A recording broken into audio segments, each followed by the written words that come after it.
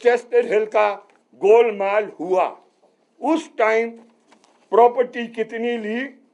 3.15 acres. और कहाँ ली? ये भी क्या कहते हैं, ली न्यू चंडीगढ़ में। और कितने के लिए? 1.38 लाख। और कब ली? 2025।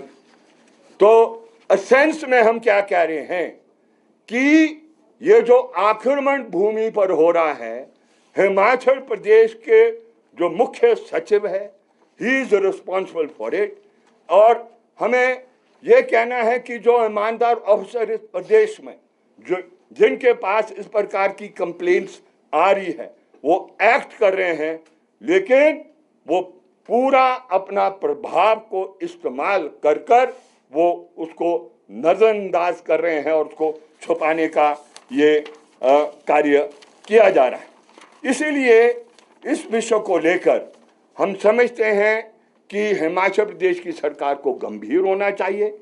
एंड जो इनिशियल जब ये कंप्लेंट हुई थी चेस्टर हिल का, ये आपको सबको मालूम है, उसमें डिटेल में हम जाना नहीं चाहते हैं क्योंकि ये हमारे लिए इसलिए इम्पोर्टेंट है कि जो हंसराज ठाकुर जो जमीन को परचेज कर रहा है along with his wife and along with his 2 sisters, वो छोटी मोटी भूमि नहीं खरीदते हैं। वो कब से लगे हैं?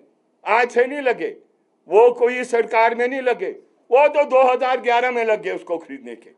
2011 से वो खरीद रहे हैं। एंड दी नंबर ऑफ जो उसमें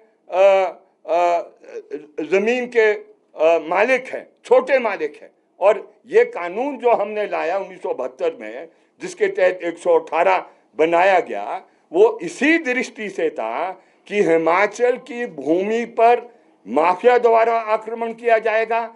इसीलिए नॉन हिमाचली क्या कहते जब लेगा तो he must seek permission under 118। इसमें जो 275 बीघा इन्वॉल्व है, हमारी जानकारी के मुताबिक 118 की परमिशन नहीं ली गई है। और ये सारा का सारा इस तरीके से किया गया है, इल गॉटन मनी है।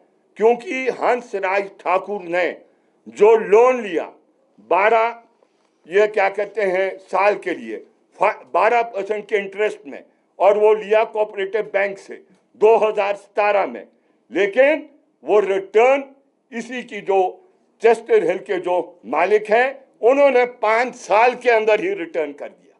तो उससे साफ पता लगता है कि बड़े पैमाने पर ये क्या कहते हैं इसमें हेरा फेरी हुई है। और इसलिए इस हेरा फेरी को अनर्थ करने के लिए जो हमारा रास्ता होगा उस पर संजय चौहान भी बात को कहेंगे और उनको डिटेल में। मैं सिर्फ एक पॉइंट को और कह रहा हूं, क्या इन्होंने हेरा फेरी की है?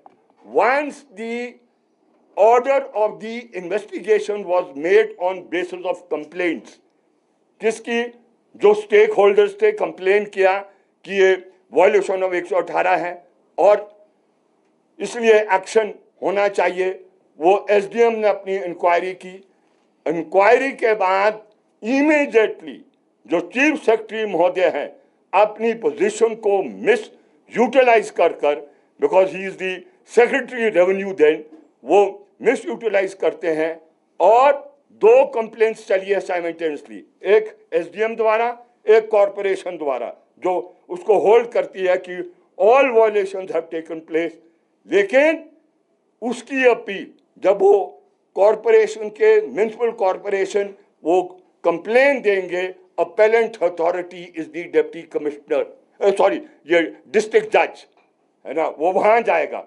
लेकिन चीफ सेक्रेटरी महोदय जो आज के हैं वो क्या करते हैं, सेपरेट 2 ऑर्डर्स पास करते हैं, 2 orders. 1 order is passed on 1st of November 2025 and जब वो रियलाइज करते हैं कि ऑर्डर गलत हो गया तो वो कहते हैं कि एक नया ऑर्डर मैं पास कर रहा हूं। पुराना ऑर्डर क्यों नहीं वो चलेगा? पुराना ऑर्डर इसलिए चलेगा, उसमें क्लेरिकल एरर्स हो गए। दोनों ऑर्डर आज हमारे पास अवेलेबल, बोथ। जो 1 तारीख को ऑर्डर दिया उन्होंने, जिसके जरिए उसको सारी कार्रवाई को रोक दिया, जो अनर्थ हुआ कि ये बेनामी जमीन है, ये 118 की वॉलेशन है, इसमें बड़ी पैमाने पर हेरा फेरी हो रही है, गरीब आदमियों की जमीन को क्या कहते हैं लिया जा रहा है, उस ऑर्डर को वो विड्रॉ करते हैं और फिर 6 नवंबर को नेक्स्ट ऑर्डर वो क्या कहते हैं पास करते हैं और प्ली क्या लेते हैं कि क्योंकि क्लेरिकल एरर रहे इसलिए हम 1 तारीख के ऑर्डर को विड्रॉ कर रहे हैं और नया ऑर्डर दे रहे हैं। उसमें दोनों ऑर्डर को हम आपके बीच में पहुंचाएंगे, दिखाएंगे कि कोई क्लेरिकल एरर नहीं है, पैराज ही नए ऐड कर दिए गए, जो वीकनेस उसमें रह गई थी वैसे he could not make a decision. लेकिन इससे साफ पता लगता है कि जो सबसे अधिक जो डेन करप्शन की है वो चीफ सेक्रेटरी महोदय में है और ऐसे चीफ सेक्रेटरी के चलते हुए हिमाचल प्रदेश के नेवर बी सेफ। इसलिए इतनी बात कहते हुए जो ये वॉयलेशन हुई है और हमारी पार्टी आगे क्या कार्यनीति इसमें अपनाएगी वो हमारे जो पार्टी के सेक्रेटरी संजय चौहान आपसे